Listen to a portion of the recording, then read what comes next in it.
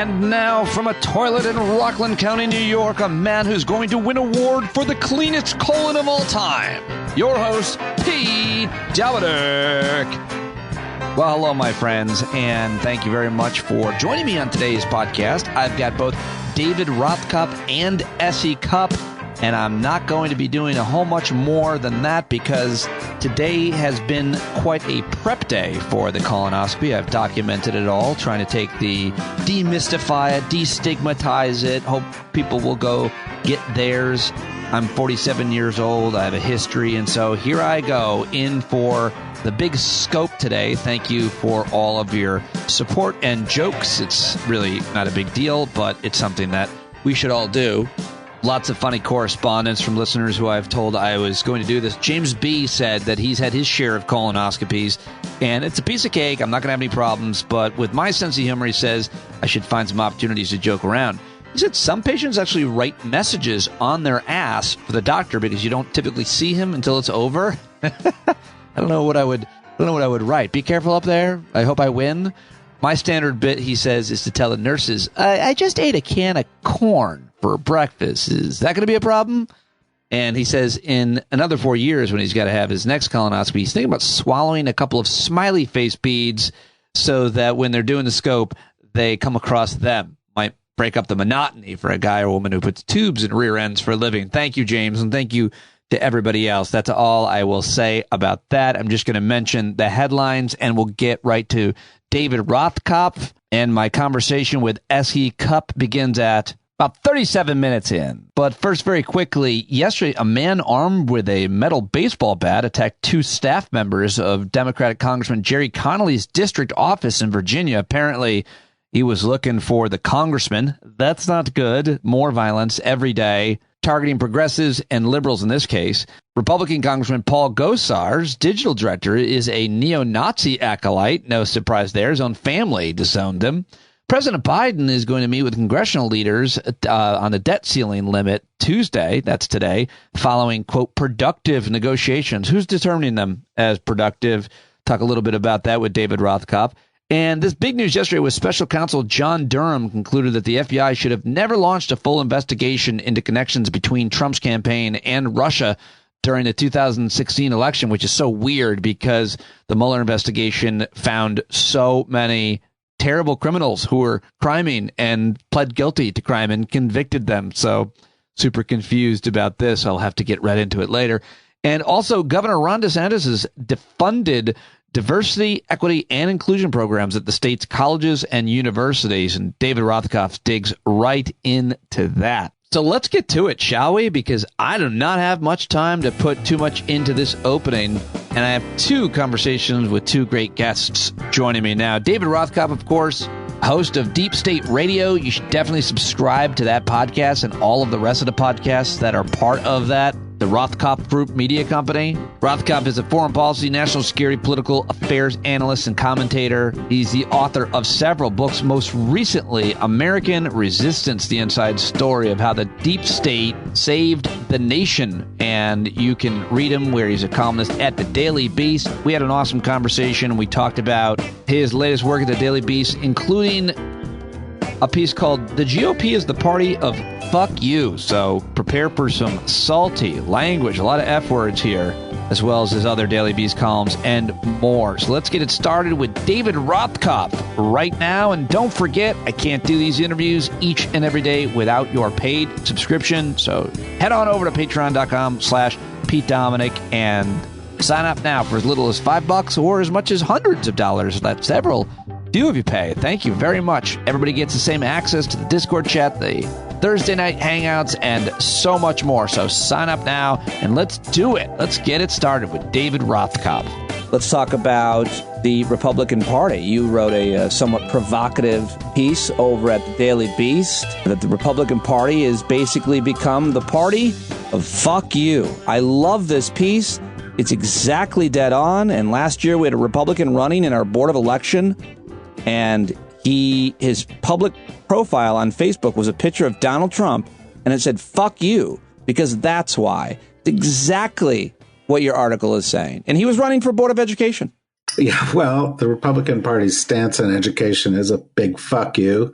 As we saw today, as Florida Governor Ron DeSantis signed a bill prohibiting DEI courses at Florida colleges, which is to say, courses that deal with diversity, equity, and inclusion. This goes along with their banning books and other things. And, I did the math, by the way, on this just now. And if you take Florida's Latino population, their Black population, their Asia Pacific Islander population, their other minority population, and their women population, that's 75% of the population of Florida. So essentially what he's saying is, let's not have programs that focus on or help 3/4 of the people in this state. That is a perfect example of fuck you politics. It's like, oh yeah, you guys like doing all this moral stuff. We know this is going to offend you and be called racist, but we're going to do it anyway. Right. Which satisfies a lot of, his core base of support who have no positions, no leverage, no ideas about how to do anything except to put Trump bumper stickers on their car, fly Trump flags, outrage people who are around them. I'm sure they're the same people, who hang testicles from the back of their pickup trucks. Those guys who have testicles. You have those too?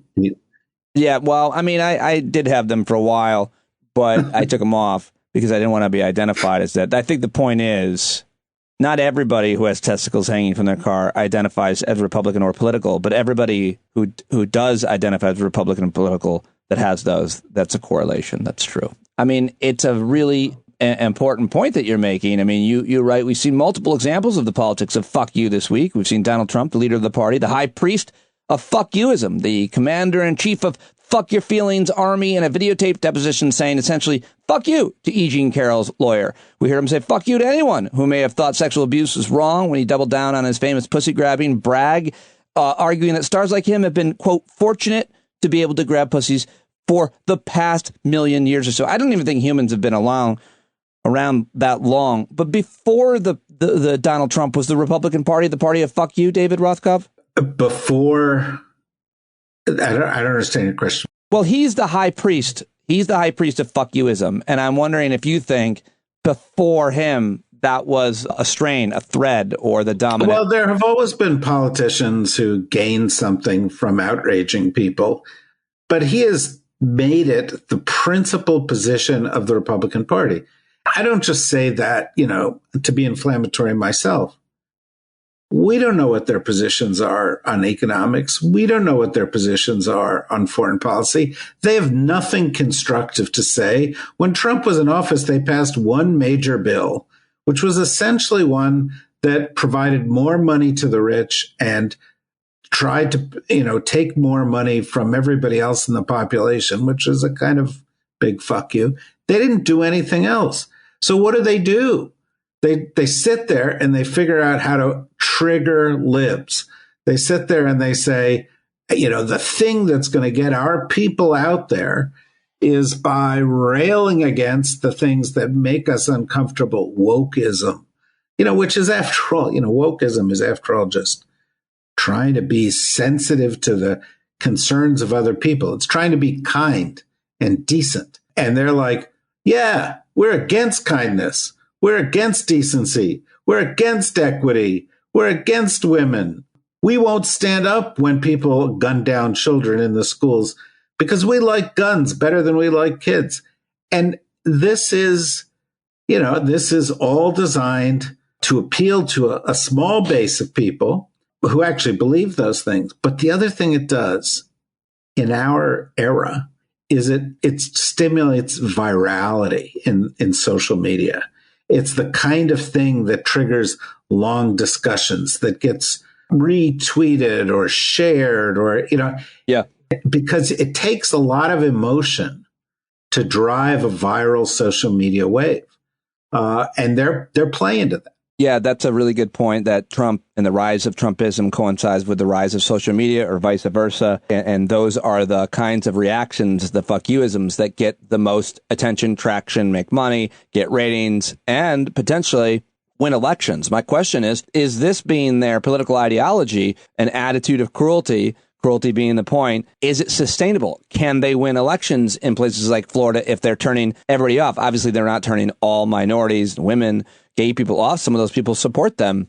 But can you win? Is it sustainable? I understand why it gets ratings. Well, I mean, I don't think it can win over the long term. Trump supported candidates didn't do well in 2022. Trump obviously lost in 2020, didn't do so well in 2018, didn't actually win the popular vote in 2016. So I think, if you were doing the math, you would say this is a loser. But what it did do was it galvanized support within the Republican base, right, to say the fuck you faction of the party was going to win the primaries. And you couldn't win a primary without appealing to the fuck you faction of the party. And so it's a winner within a white male minority segment of one of our two political parties.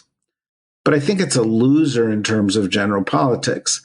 And that's why, by the way, so many of these red states are now trying to rig their systems, gerrymander, restrict the right to vote, do other things that help the minority control the state without having majority support. If they thought this was a majority appealing approach, then they wouldn't try to restrict the vote. They'd say, hey, everybody, step right up. You're all racists. You want to be part of this. So I think the solution is to crush them in 2024. Don't eke out a victory. Send a message that if you run as this is your, banner for the Republican Party, the Democrats, President Biden, they're going to get 55% of the vote, 57% of the vote, 60% of the vote. And at some point, these guys, even, the not terribly well-educated among them, are going to go, no, we can't do that. We're going to lose.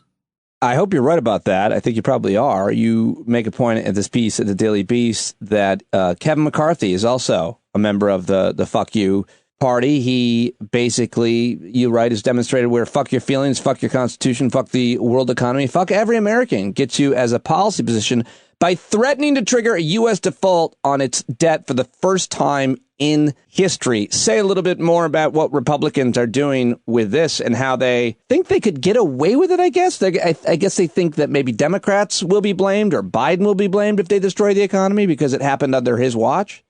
I think that's right. Frankly, I think they are getting away with it a little bit. They're having the negotiation that they want to have. But let's look at what Kevin McCarthy supports.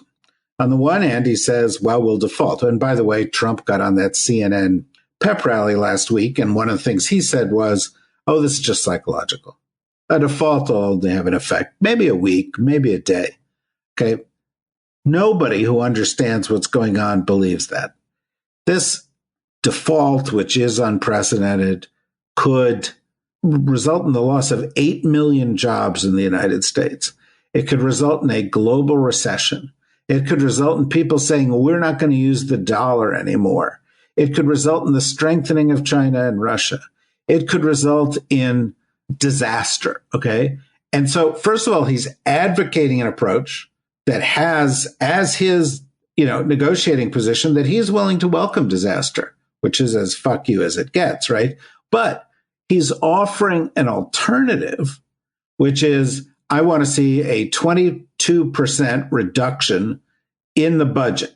Now, here's the problem. That can't affect the part of the budget that's entitlements, the things that are written in the law, right? And he doesn't want it to affect the defense budget, which means essentially he wants to cut every discretionary program in the U.S. government, education, healthcare, commerce, programs to promote competitiveness, programs, veterans programs, all these. He wants to cut them all. His going in negotiating position by half. This is insanity, right? And, it's already been estimated that hundreds of thousands of veterans would not get care. 81,000 Veterans Administration workers would have to be fired. And you can do the same kind of math in every agency that provides a valuable service to the people of the United States. So, and here's where McCarthy is sort of one-upping Trump. He's saying, fuck you or fuck you. I mean, that's the choice that he's offering. Right. The American people, the world economy, I guess. Everybody. And by the way, would that weaken our ability to support Ukraine? Would it weaken our ability to compete with China? Would it have national security knock-on effects? Of course it would. The border. I mean, I'm not sure if that's covered. I read an analysis that Customs and Border Patrol would have their budget cut. All this billions of dollars they want to go to security. They're going to have less money to protect the border than they would, is my understanding. They don't care. Yeah. Because they want the border to be a crisis, because they want to say to their base, look, brown people coming into America, right. Alert. Right. Biden's fault. They don't want to solve the problem, because if they did, they would have solved the problem under Trump. They couldn't get it done. Right. They didn't have the votes. That's for damn sure. They didn't have the votes. They didn't have the will. Even to repeal like Obamacare. I think that was the most pathetic thing, is that so often, the dog catches the car on abortion now, on Obamacare. Like, they get the votes, they take control. They failed on Obamacare. They succeeded on abortion. And it's not good for them because nobody wants it. Nobody wants it. And these positions are gigantically unpopular. The vast majority of Americans support a woman's right to choose. The vast majority of Americans support sensible gun control. The vast majority of Americans support more support in paying with their health care. The vast majority of Americans think people should be able to retire with dignity. But you've got Republicans saying, we should cut Social Security. Let's cut Medicare. Let's cut Medicaid. And, that's insane. It's a breach of, fundamental contract between virtually everybody in the United States and the government. But it's more of this fuck youism. It gets attention. It gets attention. And, if you're Kevin McCarthy and you want to, advocate something similar, or something sensible, like let's do a 3% cut in federal spending, no one's going to pay any attention. And they just... Right. They're attention whores. They want to get as much attention because they think that's the way that they're politically relevant. What did you had a lot to say. I don't think you wrote an article about it, but what do you think about CNN having Donald Trump on for a town hall? I mean, he's the front runner. Some journalists are arguing that we have to cover him. We have to, hear what he has to say. What are your thoughts? Yeah, but this is all reductio ad absurdum, as you would say in your years of studying Latin. The idea, the choice is between ignoring Trump and pointing the camera at him and giving him an open mic and letting him do whatever he wants is stupid. Of course you shouldn't ignore Trump. But we know that when you give him an open mic and the camera, he'll lie and lie and lie and spread racism and promote insurrection and support our enemies. We know that. So you got to use your brain and say, okay, we're going to put Trump on sometimes, but we're only going to do it on tape so that he can be fact checked. We're only going to do it when he's with opposing voices, either from within his own party or within the Democratic Party, so he can be fact checked. We're not going to leave the microphone on so he can filibuster everybody. We're going to get our A team up there and have them prepared to challenge him. That there are ways to cover him responsibly that does not involve, creating the Trump channel. And, Chris Licht and the guys at CNN said, hey, here's an idea. Let's put Trump in front of an audience of, oath keepers and well-dressed oath keepers. Well-dressed. Well, I mean, there was a moment I found it kind of hilarious where Caitlin Collins, who I thought, did the best she could throughout this thing. She was given an impossible task. Yeah. But Caitlin Collins turned and said, well, let's take a question from one of the undecided voters in our audience. He's the head of the Young Republicans at St. Anselm's College or something like that. And you looked at the guy and you said, yeah, and he's an incel member of the Oath Keepers, but he says he hasn't decided on his 2024 vote because, maybe Viktor Orban will run in the United States. Then he provides a question to Trump, which is like, if they take away our guns, shouldn't we kill them all? Or some insanity.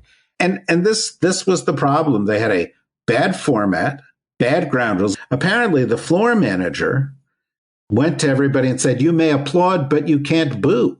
I mean, what is that about? This was not a town hall. This was a pep rally. This was a Trump rally that was paid for and distributed by a supposed objective news network. Right.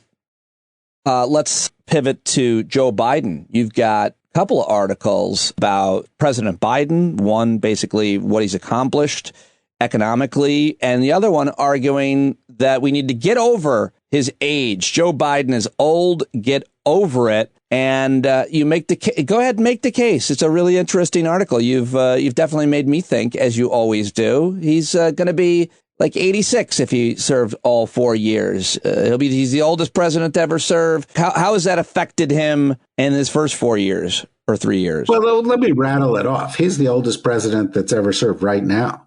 He's also the most successful first 2.5 years of any presidency. So apparently being the oldest president doesn't hurt. In fact, having experience helps. How do we know that? Because the last guy who was president had no public service experience and was the biggest failure we've ever had in the presidency. So experience matters. Let's take it from another perspective. Who's he likely to run against? Donald Trump. Donald Trump is 4 years younger than Joe Biden. So he's also an old guy, except Biden rides around on his bicycle and is fit and trim. And Donald Trump eats cheeseburgers and, his belly is hanging out over his pants and he's obese. And let's be honest, he gave a lot of speeches during his presidency when it was clear that his mental faculties were not A+. But let's go a step further. Let's just look at Joe Biden versus actuarial tables. A guy Biden's age right now, according to actuarial tables, will on average live another 9 or 10 years. In other words, past the term of this office. Let's take it another way. Past presidents and their health. What do we know about that? Well, Franklin Roosevelt, when he won re-election in 1944, was already dying. Dwight Eisenhower, when he ran for election the second time, had just had a massive heart attack, which nearly killed him. John F. Kennedy, when he ran for president, had suffered life-threatening illnesses his whole life and had nearly died during an operation in the 1950s. Lyndon Johnson had 5 heart attacks. The 5th killed him, but he had 4 before or during his presidency. Richard Nixon took drugs and alcohol while he was president of the United States. Ronald Reagan, when he was reelected, was already in decline. He was not just the oldest president, but he had been shot. And we now know that he had the early onset symptoms of Alzheimer's disease. Each one of these presidents, and there are plenty of other examples, had much worse profiles than Joe Biden does regarding their health. Furthermore, Biden probably has the best team around him of any president that we've seen perhaps in 30 years. And that matters a lot because the presidency is not like, playing center in the Boston Celtics. If the center of the Boston Celtics dies, that has an irreversible effect. Somebody else can step up, but it's, the star player. This is a big corporation. There are different people running different parts of this corporation. And Joe Biden is backed up on all of these things by young, vibrant, terrific people, including, finally, Vice President Kamala Harris, who has won multiple elections, has run big organizations, is, other than Joe Biden, the single most experienced person who has any possibility of running for president right now and has done a very good job as vice president. So this is a bullshit argument, and we need to move on from that and recognize that what Biden is doing is remaking the U.S. economy in a way that it serves the majority of us as opposed to just the few, in a way that is different from what we've been doing for 40 years, and in a way where there's a lot of work to be done. And if you want to see that, and you want to see us be strong and build our alliances internationally and shift to focus on China and all the things that he's done, then he's the guy. You talk about him reversing Reaganomics, and you talked about the accomplishments that his administration has made economically, but be more specific with what you mean by that, because Reagan cut taxes and did more spending, committed to a lot more spending, and did that grow the economy? And of course, you could, make the argument, I think, even about the Clinton administration, which you know a thing or two about. So what are you saying here? Well, I think Reaganomics was carried forward by every president through to Donald Trump, including Clinton and including Obama. And the idea was less government is better. Let's cut taxes. Let's leave it to Wall Street. The markets will solve our problems for us. So here's the problem with that. They didn't. For the past 40 years, inequality has been growing in the United States. The idea of trickle down, let's cut their taxes less and they'll invest that. It didn't work. And Joe Biden said, no, we're going to invest in jobs. And he's created more jobs in 2.5 years than any president. He said, every other country in the world has an industrial policy. The government gets involved to help us compete. Every administration for the past 40 years opposed that. He said, no, we're going to embrace that. And what has happened? Not only have jobs been created, not only has growth been created, but we are building semiconductor plants in the United States. We're protecting our supply chain. Every other administration said, free trade overall. We're going to do whatever we can to free trade no matter what the consequences. Biden said, no, too many dislocations resulted from that. The programs we have to help the people who are dislocated are terrible. We are not going to do a trade deal for the sake of a trade deal. We want to see protections for labor, protections on the environment, make trade deals work for us, just like every other country in the world has. So he has rejected 40 years of Democrat and Republican policies, and it is working gloriously well. I mean, the numbers are despite all the Republican BS about the economy, more jobs created, more growth, biggest investment program in infrastructure since Eisenhower, biggest investment program in green technology since ever, major programs on competitiveness, technology, R&D, making us prepared to compete in the decades ahead. He's thrown out the old playbook because it didn't work, and it's about time. Yeah, and it's what he promised and would help get him elected, and he's actually doing most of it. I mean, we can criticize certainly some or say that we want more, but hard to argue with that litany, that list that you just made. Let me ask you about some foreign policy issues.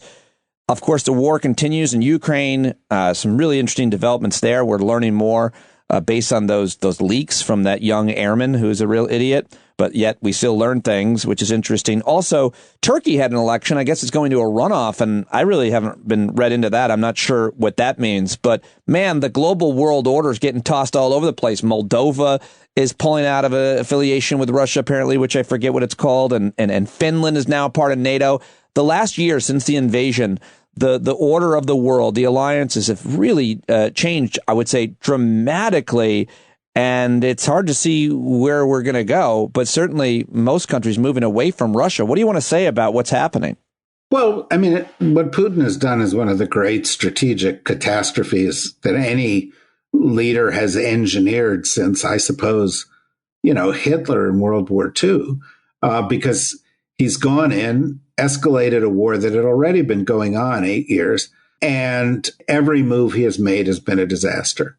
He hasn't gained ground. He's lost tens of thousands of troops. He's lost a huge portion of his military equipment. He's spent hundreds of billions of dollars. His global standing has fallen. Even the people who are inclined to be allied to him want to be at arm's length. all of his allies, all of his enemies or rivals are stronger now than they were. The Ukrainians are stronger. Ukraine is more deeply embedded in Europe now than it was before. Moldova wants into Europe. People in Georgia want to be closer to Europe. It'll be very interesting to watch what happens in Belarus, because their leader is ill, and there could be a change there, or a contest which could distract Putin even further. Putin expected the U.S. to be weak, be timid, be as we have been in the past. We weren't. He expected Europe to do the same. They weren't. So we have also seen very positive steps in that regard. And I think, these are big changes. We shouldn't get over focused on it. The rise of China has continued. We need to figure out how to engage with China, which we're starting to try to do again, compete with China, and understand where they pose a threat and be able to offset the threat. So the focus of the world has shifted to the Indo-Pacific region. And of course, big global issues like global warming continue to get worse and worse and worse. And we don't talk about them because it's harder to point a camera at them. But we've seen a ton of evidence of that in the past year, too. So you're absolutely right. The situation has changed internationally. And fortunately for us, I would say, and despite, I think, what a lot of people's predictions would have been, the U.S. is much stronger right now, much better off, closer to our allies. Our alliances are much stronger. Our enemies are comparatively weaker as a result of all those changes.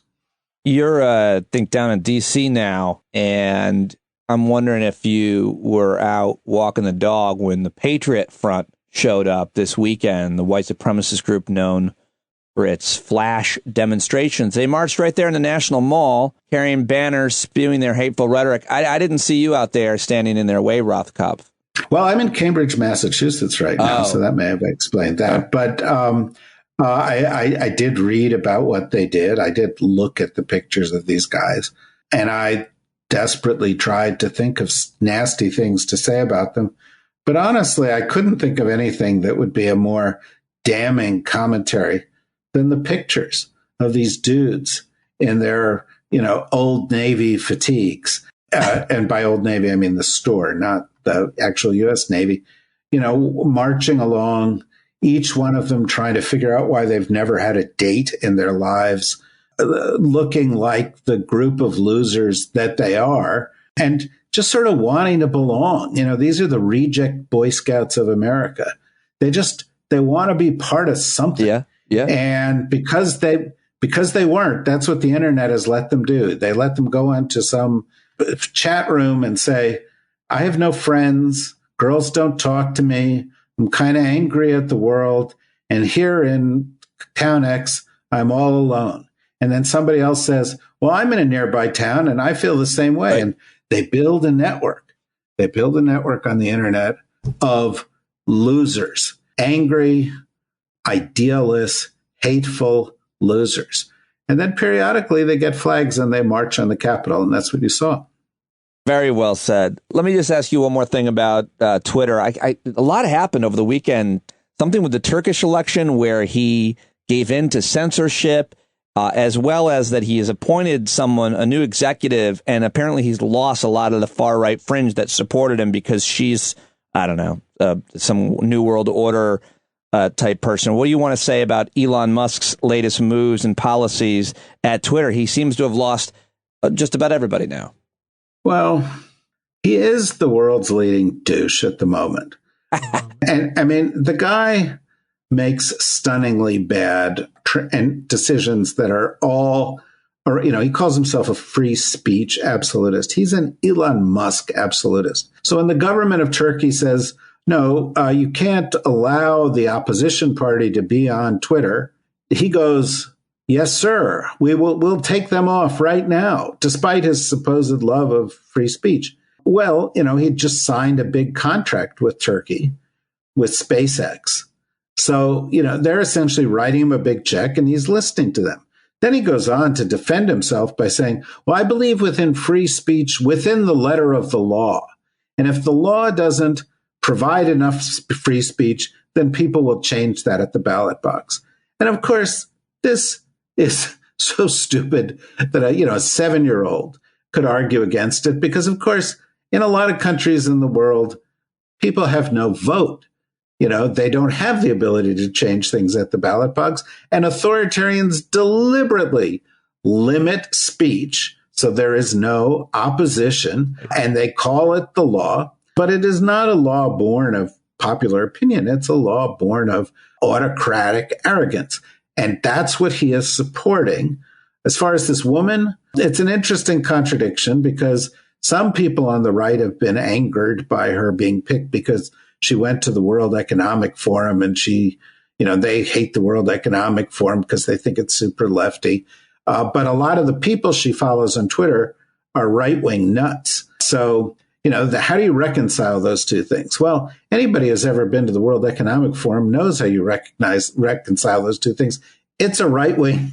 The World Economic Forum is not the New World Order in the sense that they think about it. It's a bunch of rich people trying to preserve their wealth. And they talk about global this and global that. But you'll find as many right-wingers at the World Economic Forum as you will at CPAC. Well said. Yeah, very well said. Oh, man. Wind him up and let him go. David Rothkopf. I see why my mom is such a fan of yours. Well, tell her also that I'm a fan of yours, Pete, and I love coming here and talking to you. Well, I'm sure she'll hear that and be very, very grateful. Sir, anything else before I let you go? Any advice for me? Do you know if you can drink gin when you're prepping for a colonoscopy? I think you probably shouldn't do that. Okay. All right. Well. I think you probably shouldn't do that. I think you should do what you're told.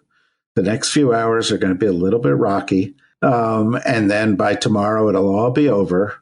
And you'll be happy that you're deemed healthy. I've never really fasted for 24 hours like some people do. Am I allowed to, do I feast as soon as possible? Yes. Should I have, break my fast?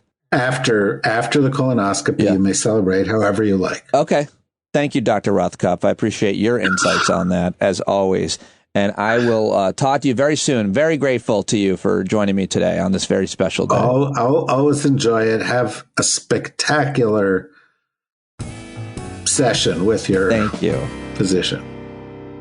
Yeah, there he goes, David Rothkopf. Everybody go to listen to Deep State Radio, his podcast. He's got a whole bunch of them over there. Check that out. Get his book, American Resistance. Read him at The Daily Beast. Follow him and say hello to him on Twitter at DJ Rothkopf. Always great. Love that talk. And now let's move on to my second guest of the show. I also had an excellent conversation. She's a CNN host and commentator. She has got a regular column at The Daily Beast. She's a really good friend of mine and the show. We talked a little bit about Mother's Day. I baited her a little bit. We talked and I was telling her I was texting other mothers Happy Mother's Day, and I'm sorry I didn't text her. And she said, I'm glad you didn't, and then made the case. She was a little tongue-in-cheek here, and I thought this was really funny. So I was leading her to that water once we hit record again. We had a great conversation. I asked her about the CNN town hall. Always great with S.E. Cupp. I love getting her perspective. She's on Twitter at S.E. Cupp. Go say hello, and let's do it right now. Okay, there she is, S.E. Cupp, one day after Mother's Day, and I'm thinking of some of the moms I texted Happy Mother's Day, and I was like, oh, maybe I should have texted you, but you think that's weird, right? I'm not your mom. No. It's, I'd like to rename it Happy Your Mother's Day, okay? It's for your mom, or your mom's mom, or your kid's mom, your grandma, the family. I don't need to hear from every friend I've ever who, frankly, isn't around me to good mom or not, to say Happy Mother's Day. It doesn't, no offense, Pete, I don't care what you think of me as a mom. There's one person I want to hear it from. It's my kiddo. And then secondarily to that, my husband, maybe but that's it. Well, I love that perspective. I think it's hilarious, but I mean, it still might be okay. I feel like I'm texting the moms that I know are as mothers. I know them in that role. That is it. I feel bad. No, here's why it's not okay. I mean, it's very nice and I'm sure they like it, but now I have a job to do. You're giving me a job. Right. Oh, all these friends are thinking about me on this day. Should I be thinking about other people on this day too? Should I be thinking about all my friends who are moms? why do I have a job now? Because you were so thoughtful to thank me, not your mom. Not your mom. No. I like, can we keep it in the family? That is such a great point. 2 great points. And I just want to say now, none of the moms. I'm such a Grinch.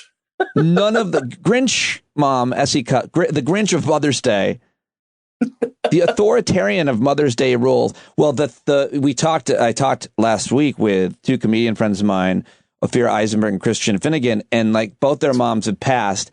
And he never had a good relationship with his mom. She had all kinds of issues. Ophira did. But the point is, on Mother's Day, it could be real fraught because if you had issues or if they're gone, it's a weird day for a lot of people. It is, of course, if you don't have a mom or you have a weird relationship or if you can't become a mom, that's also very hard on a lot of women I know who are trying to be moms or can't be moms. Yeah. And of course, we feel terrible for that. Anything special that the boy did, that your husband did, that you want to share, or anything? You guys have any traditions? We always try to see our moms, right? We don't know how long we're going to have our moms around. Yeah. So, one day this holiday will be all about me. But for now, we'll involve the moms. That's really funny. So we always try to, see our moms. And so this year we got to see both. We went to, my mother-in-law now lives in the same state as my mom. So that makes it much easier. So we did a twofer. We swung by my folks' house and then we went to do lunch with my husband's mom and his sister. So great. I love that. I love making it about family for sure. I love the idea that someday it's just going to be yours. And that is the day. It's not today. That's fine. That's the day I'll be texting you nonstop. Okay, so let's talk about the current events, the world. You've been writing, of course, at the Daily News and talking and writing at CNN and CNN.com. Lots to talk about. First of all, your network had the Trump from New Hampshire. What did you think of that whole deal? That seems to be pretty controversial that the network hosted it. And, of course, that no matter how hard Caitlin Collins tried, he was just going to bulldoze whoever it was.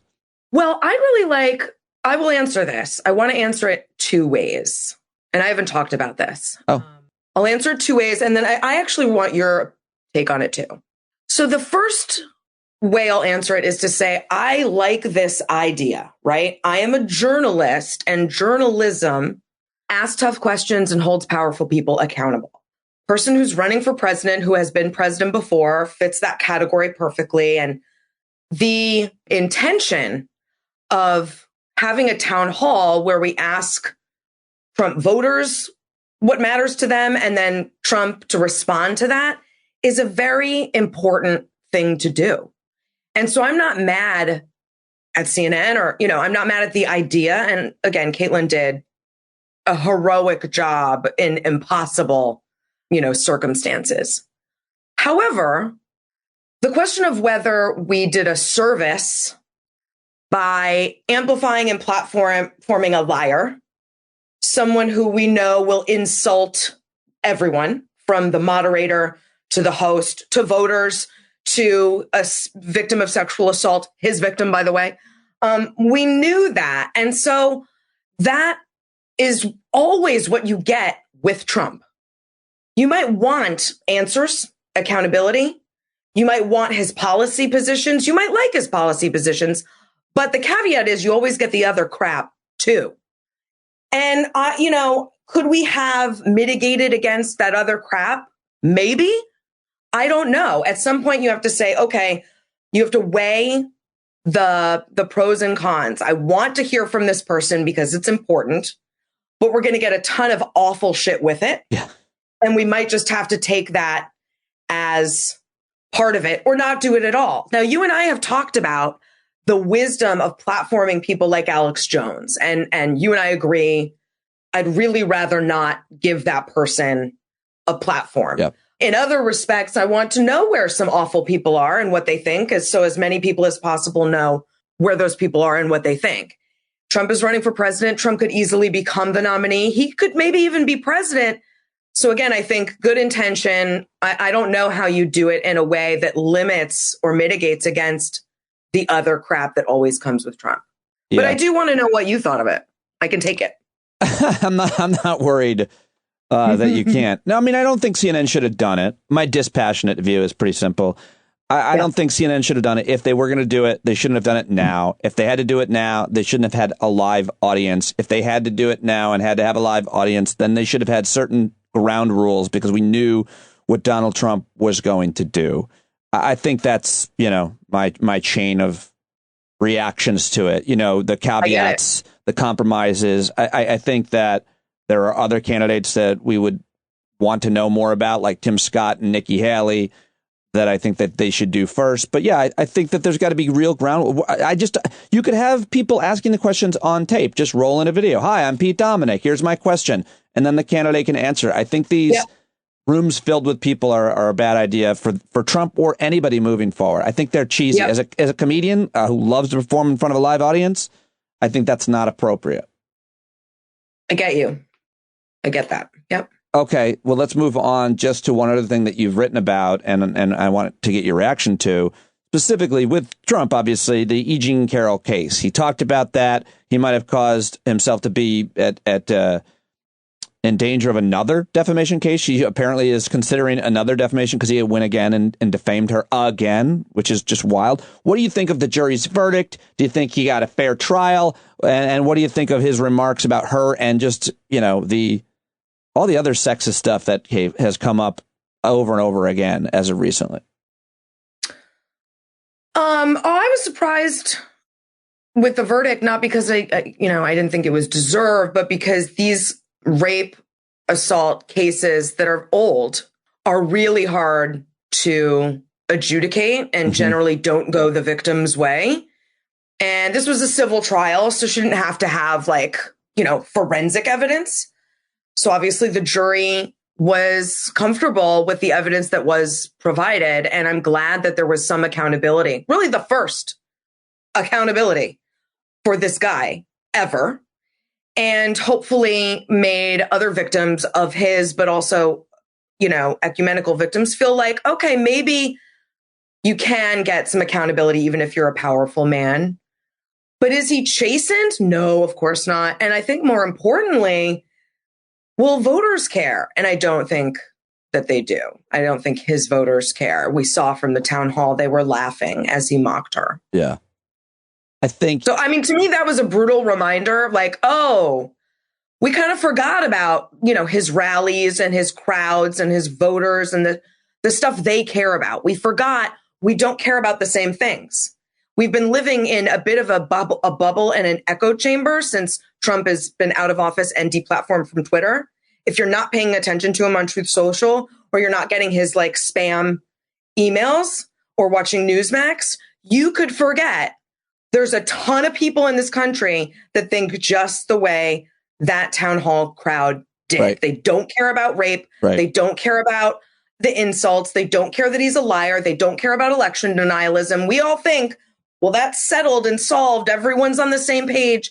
No, they're not. And so in that respect, that debate I thought was instrumental in just the way I can cover this upcoming election, the way we should all be thinking about this upcoming election. The debate, you meant the town hall? The town hall. Yeah. Do you think that there's any chance at this point that he won't be the nominee? Because it'd be great to, I do think there's still so much out there that legally that could prevent him from being the nominee, especially with the DOJ. But your thoughts? What are you hearing? What do you know? Well, yeah, he'd have to be prevented because I don't think there's any chance that Republican voters don't nominate him. I guess so. Something would have to prevent him. The only chance would be that somehow his supporters believe that he can't win because of all the legal cases against him. But there's no reason to necessarily think that they would believe that, that they would have a calculus where they say, listen, I still support him, but he can't beat Joe Biden because of all this legal drama that he's in.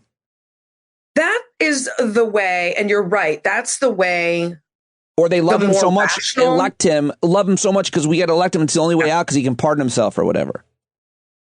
Yeah, I think, there's a wing of the Republican Party that's over him.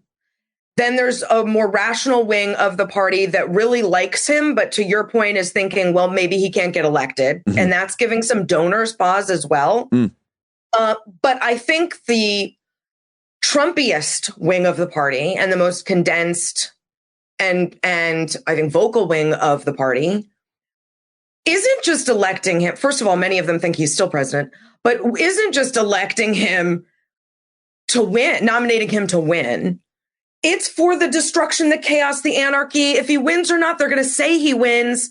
They're going to have all that energy again. And that's what they're craving. It's not this apparatus to get him into office, to govern, to do good policies. That's never been the thing. It's the feelings. It's how he makes them feel. And so I don't think they will be deterred by the fact that maybe he can't win or any of his obstacles. I wonder about the donors. He's such an enigma. Does he need money? Does he need money? What's he need money for? He just kind of messages so effectively, and he does these rallies and they get covered. I wonder about how much that slows him and only him down. Technically, he wouldn't need money, but he also is pretty cheap. He doesn't like to spend his own money. Right. He likes to spend other people's money, including his voters' money. And so, if you remember, he had the RNC paying off his legal bills. He does not like money to come out of his own pocket. So he does rely on donors, and he intimidates donors, and he pressures donors, and he tries to convince donors to stick with him. And so he is looking at donors. And I think donors like Peter Thiel, for example, are wondering where they're going to park their money this time. And they're not convinced it's with Trump. One of the things I feel like is missing from conversations about Donald Trump on CNN and other networks and everywhere else, mainly like CBS, NBC, and ABC, like the Sunday shows and those political, is what you wrote about at the Daily News.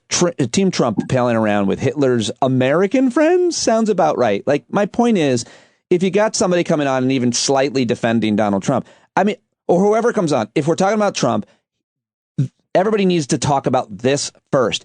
He's palling around. There's tons of Nazis everywhere. A Nazi just shot a whole bunch of people in Texas. There are Nazis, straight up Nazis. Trump is very adjacent or directly related to them. Tell me about your article and what you think of this being probably the primary question or topic for any conversation about Donald Trump.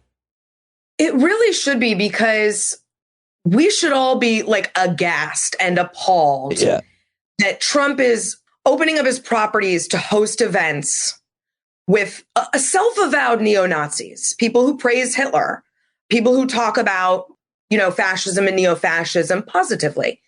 And then add to that the fact that his family members, his son, his daughter-in-law, his campaign team, his surrogates are also attending and speaking at this rally alongside self-avowed Nazis.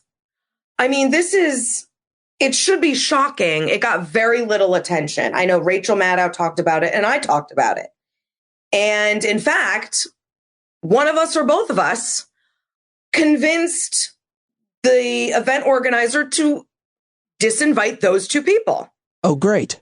That should be a front page news that a former president, current presidential contender, has any tangential ties to neo-Nazis. And add to that, his lunch with a neo-Nazi and all of his footsie playing with neo-Nazis and anti-Semites. This wasn't the first time, hardly.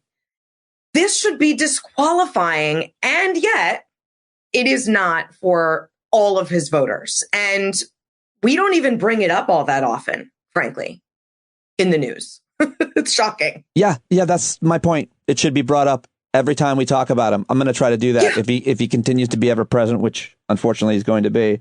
I'm going to have to introduce him. I usually say the former disgraced president. Just those are my three words, but I'll have to add who pals around with Nazis as well as his family all the time. Yes. And this is not because Trump, I'm not going to psychoanalyze him, but I don't believe this is because Trump has any historical, philosophical interest in Nazism. He likes anyone that likes him. And he is not deterred or offended by these offensive ideas. I think there's a part of him, the strongman in him, that likes the fascism, even the neo-Nazi, the idea that they're taking on enemies that he doesn't like.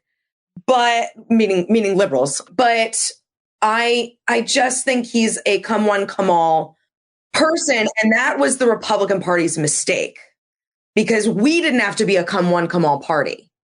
He could have said, well, these are my voters and I'm not kicking out the white nationalists and I don't know who David Duke was. And I'll take the fascists and the neo-Nazis. I'll take them all. The Republican Party could have said in 2015, we don't want them. You will not be our nominee. If you want to run independently, go for it and take all these assholes with you. But they're not running under our banner. Right. And we didn't do that. And that's why there are a lot of us who are no longer, party supporters. Yeah, that's really the most important point. He likes anybody who likes him. If you want to know anything about his philosophy, it's not exclusively aligned with Nazis or the North Koreans or fascism. Right. It's, if you like me, then we're good, which is explains why I think he said yesterday that if he runs again or if he wins, he's going to bring Michael Flynn back in. I mean, like, there's nobody crazier and more dangerous potentially than Flynn. And the point is, he supports Trump, and that's it. That's all that matters. That's it. Yep. That's it. He would bring in Lex Luthor, Kim Jong-un, Vladimir Putin. I mean, he couldn't. How about that the other night, when Caitlin Collins asked him about who do you want to win, which is a hilarious question. I mean, like, in a weird way, it's who do you want to win, Ukraine or Russia? Listen, I want to end the dying. That's what I want, is less dying. Right. And I could do it in 24 hours. Right. Yeah. I'm the one we've been waiting for. Let's see. Okay, we covered Trump's Nazi connections and Hitler adjacent. I'm rewatching Band of Brothers, the old HBO series from early 2000. I mean, bottom line is, if you read or pay attention to World War II history for a minute, for a day, you'll be that much more scared as you're seeing this stuff coming back to America. And it's because this generation has had, quote, so much democracy and doesn't remember what happened, doesn't remember how great vaccines were when they were invented, doesn't remember the Nazis, doesn't remember invading other countries. And so what are your thoughts on just not understanding history? And that's why it's back.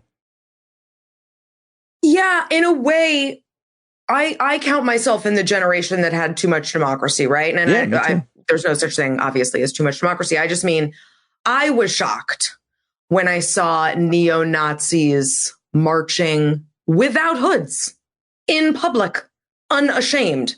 I was shocked that there was so much of that underground that was just coming above the surface. I really grew up in an era where I thought anti-Semitism of that level had been eradicated. Yeah. And it obviously hadn't been. And now you had an entire political party and persona giving it permission to come out of the shadows.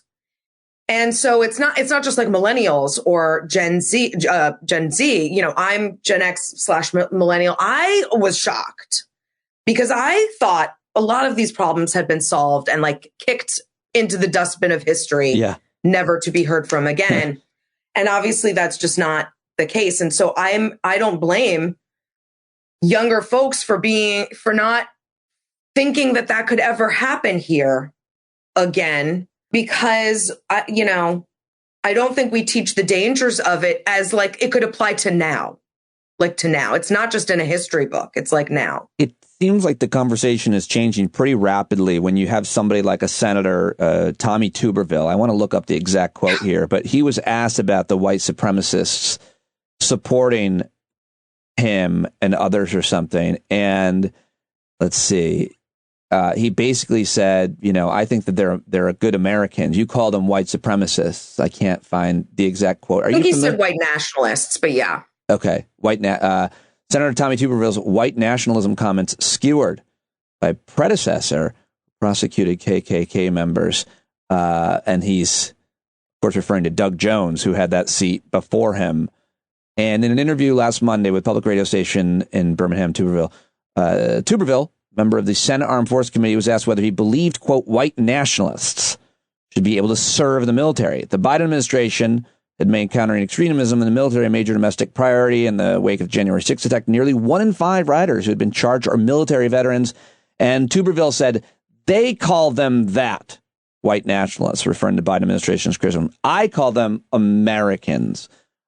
My point to you is when we're trying to split that hair, I think it would seem problematic, but unsurprising. It seems that language is going to be probably commonplace soon. Well, it almost, the craziest part of that, like, no surprise he likes white nationalists, but the craziest part of that was it almost sounded like he'd prefer our military populated by those people for some reason, either because he thinks they're more patriotic or they love the country more than others, or which is just wild. But again, you know, he was pretty open about this when he ran. It's not like they hide any of this from voters. So I blame voters for being okay with this. If we weren't okay with this, he would be irrelevant.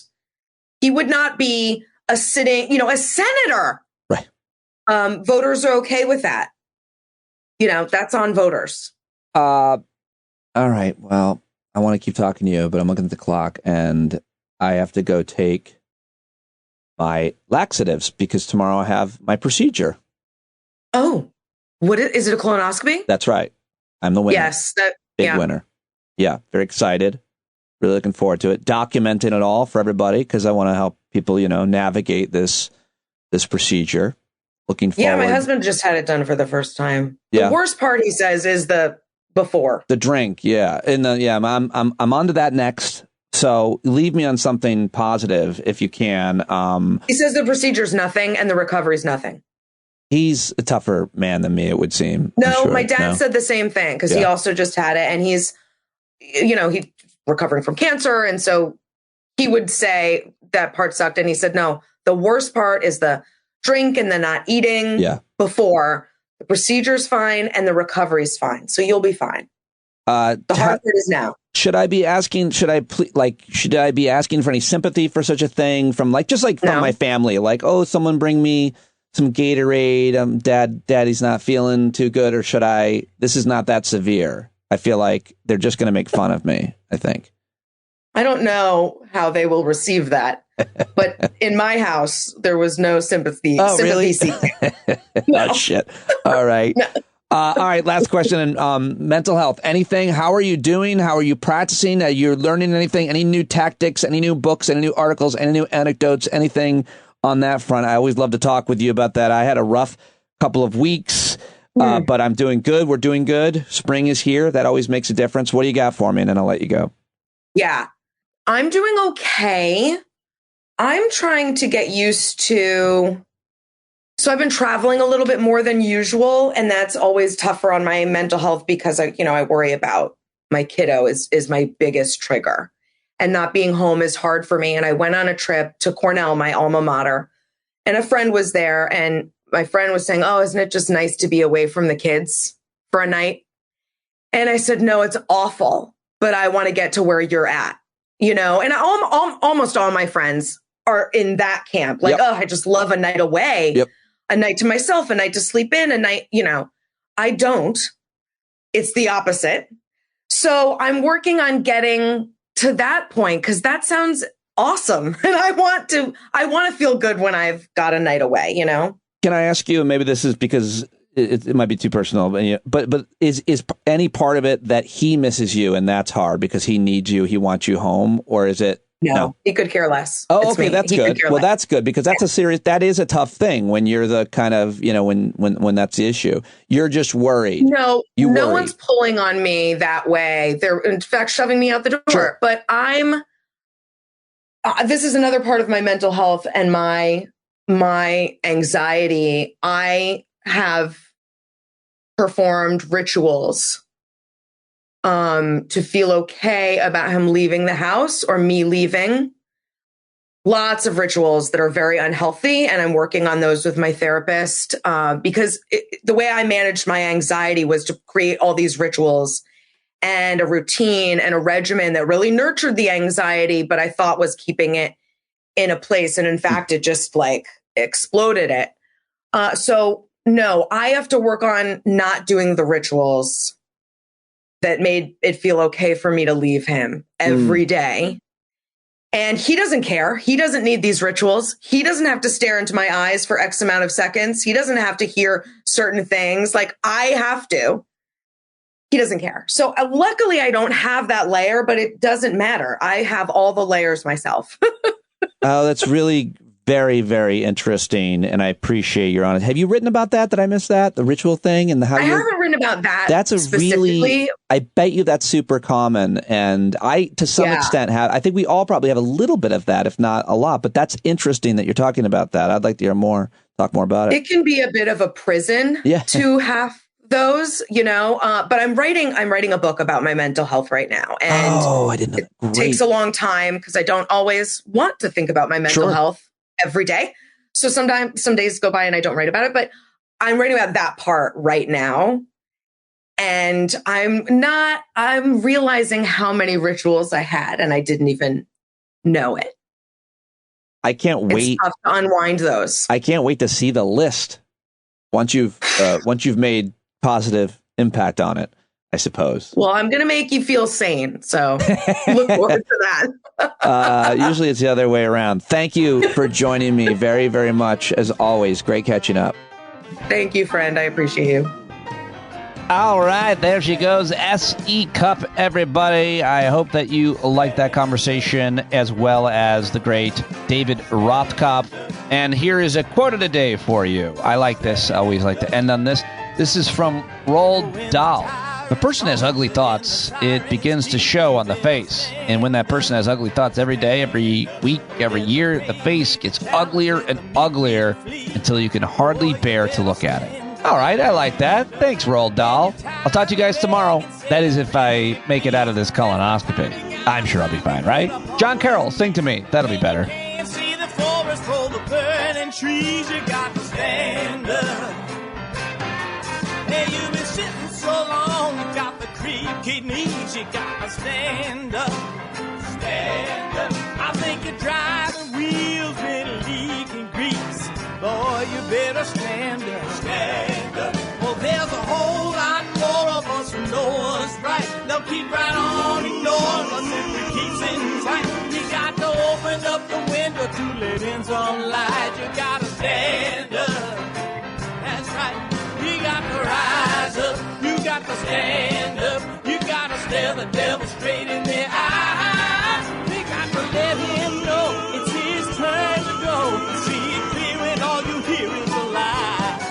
So get up off of your butt, get down off of your fence. And even if it ain't a very friendly audience, well, they'll begin to listen when you start making sense. And you stand up. Stand up. No need to point your rifle to defend your town. Just stand up. Stand up. You know they can't deny you what you're laying down. Boy, you better stand up. Stand up. Show your face of every color, yellow, black, red, and brown. She's the place where every lost child will finally be found. There's only one thing to do before we stand our ground, and that's stand up. Stand up. Well, the founding fathers saw a land for all. They had to stand up. They had to stand up. They had a keen imagination for a crystal ball, drawing all the plans of a stand up. But all they had to go on was the time they were in, with other causes for laws, and since they weren't even sin, they knew that change was gonna come before the change could begin. They had to stand up. All right, they had to stand up. We got to stand up. We got to look the devil square in the eye. We got to let him know it's his time to go, and make it clear when all we hear is a lie. Why you lying awake wondering where the money all went? It'll be the cost of freedom that'll go unspent. You can see him flee the scene of that experiment if you stand up. All right. We got to speak up, we got to reach up, and raise your voice in every way you know how. Don't be toes up, you got to show up. Ain't no better time to do it but now. No need to pledge allegiance to no wanton tribe. Rise up, show obedience darkness to the voice inside. And listen well and it'll tell you not to run and hide. It says stand up, got to stand